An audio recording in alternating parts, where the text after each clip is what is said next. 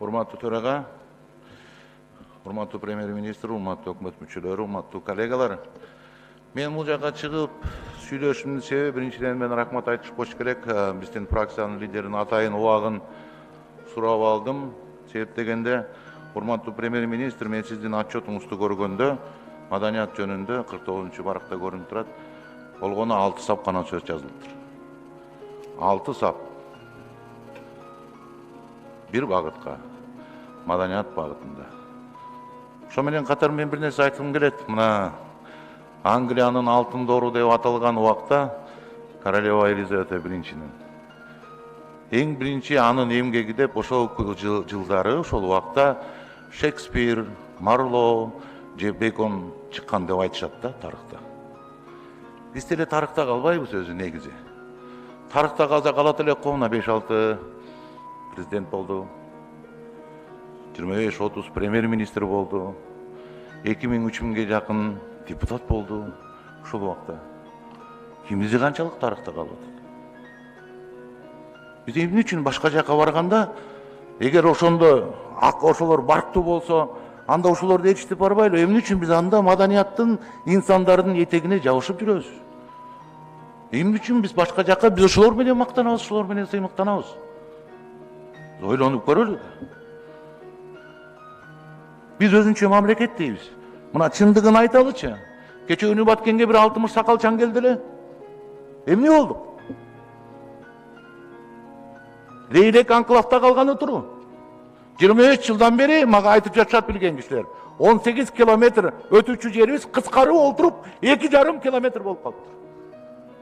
Эртең ал жерде тажиктер тосуп койсо эмне болду?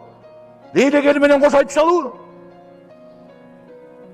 Эмне болуп атабыз?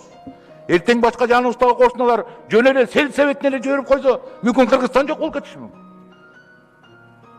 Кыргызстанды кыргыз кылып сактай турган эң биринчи өзөгү, жери жана тили жана маданияты да урматтуу коллегалар, урматтуу өкмөт.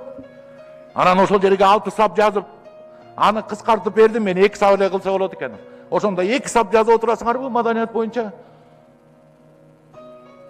Эртең мына биз кетебиз. Баарыбыз парламент жаңы депутаттар келет. Ошондо кимдин аты калат бүгүнкү күндөгү? Кимдин атын аталабыз? Чыңгыз Айтматовтай, Төлөгөн Касымбековтай, Мукай Эребаевтай, Таттуу Турсунбаевдай, Төлөбү Шокеевдей, Болот Самчиевдей кимдин атын атайбыз бүгүнкү күндүн 25 жыл биз эркиндикте жашаганда? Кимди чыгара алдык? Кайсы маданияттын атын аталабыз? Биз кайсы инсандын атын? Мына ушул биз бийликте турганда, биз парламентте, өкмөттө жүргөндө биз ушундай жаштарды өстүрдүк. Эл аралык маанидеги деп кимдин? Менин оюмча эч кимдин атын ата албайбыз. Биз 25 жылдан бери 3 гана нерсени абдан жакшы аткарып келе жатабыз.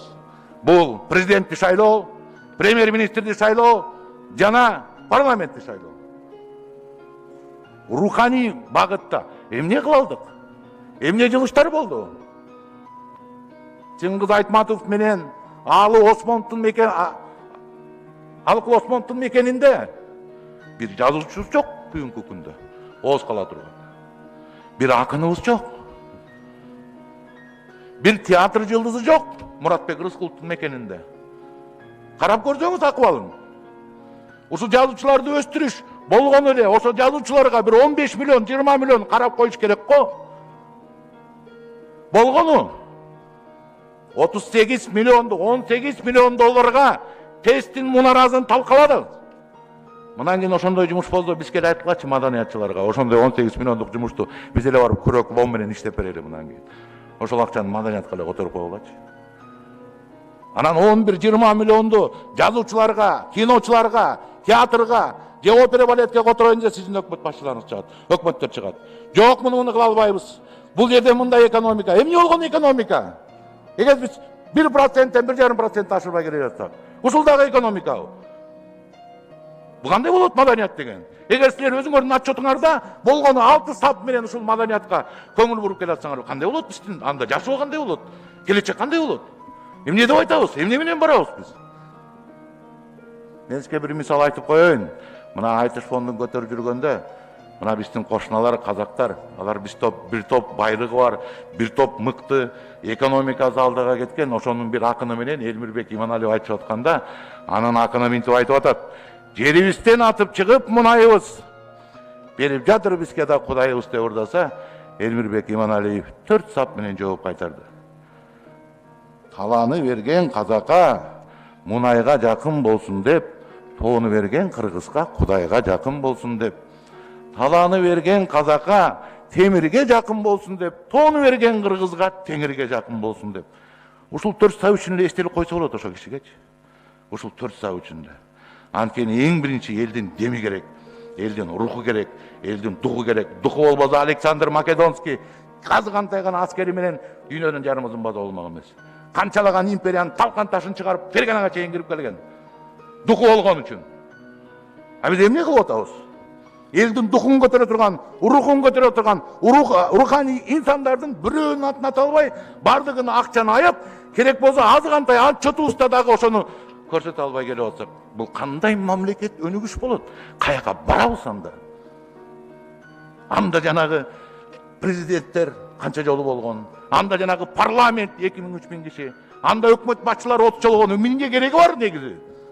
Эгер биз мамлекеттин өзөгү болгон телевизге, маданиятка көңүл бура албасак, руханий инсандарга көңүл бура албасак, алардын чекесин сыла албасак, аларга жакшы сөз айта албасак, аларга бир өбөк жөлөк болуп бербесек, анда бул кандай мамлекет? Анан отчет жазганда жетимдерди кылып туруп, монтип алып сап жазып келсек. Мына бул жерде отурат, бул жерде министрлерди карасаңыз, бул жерде да маданият министри жетимдер отуруш керек.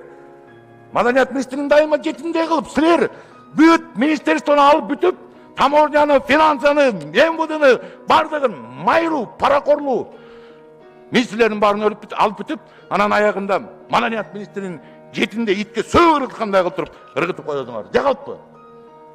Өсөм деген мамлекет маданияттан баштайт. Өсөм деген маданият руханий инсандардан баштайт. Өсөм деген мамлекет асыл сөздү бийик ойду ойлойт эң биринчи. Ошондо мамлекет өсөт, ошондо мамлекет күчүнө кирет. Ошондо андай жерде уурулук болбойт. Андай жерде өкмөттүн арасында болуп туруп, зам министр болуп туруп коррупцияга барбайт андай мамлекет. Мына сиздин өкмөтүнгө баргандай болот.